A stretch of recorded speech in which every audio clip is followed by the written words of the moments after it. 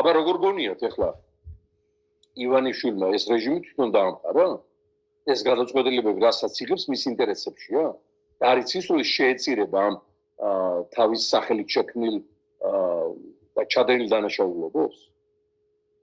რა თქმა უნდა, ეს ყველაფერი მოდის მოსკოვიდან. რა თქმა უნდა, საქართველოს დიქტატორი არის ვლადიმერ პუტინი. ეს ჯალათად გამოიშვა.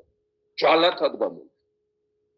თორე ეს როგორ შეიძლება ამისთანავე ხალხის და ამისთანავე ქვეყნის დაუკლებას და ასე მისით თამაშს და მისით ვაჭრობას რო არა იქაური დიდი ზურგი. ეს ახამდე იქნებოდა სანქციებით მომრჩალი.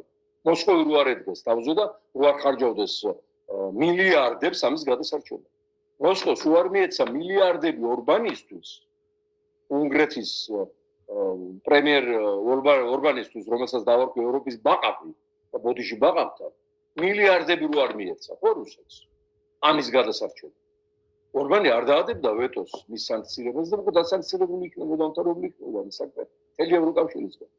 მილიარდები გადაიხადა პუტინმა, რომ ორბანს გამოეყენებინა ვეტოს უფლება. მეტი განმტკიცებულობა გიყო.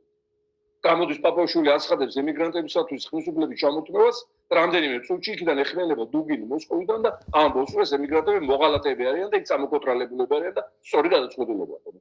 მეტი რა გითხრათ, ასეთი ჰარმონია იმეორებს საბჭოთა კავშირის დროს არ ყოფილა მოსკოვს და თბილისს შორის.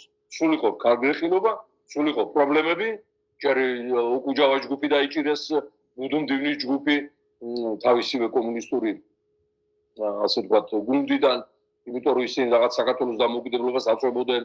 მე 30-იან წლებში აქაური კომუნისტები, იქაურმა კომუნისტებმა დაიჭირეს დახვრიტეს.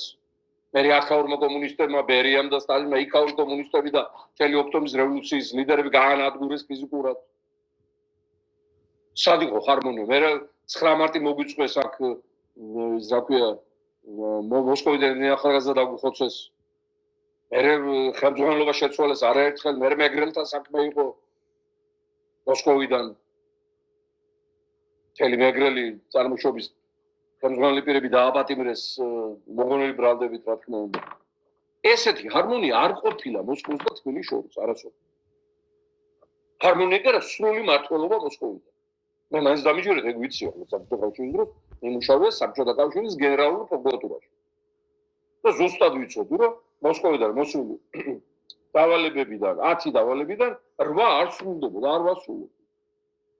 Еще раз ракетами. Ну что, Союзная Республика, они имеют право принять свое решение.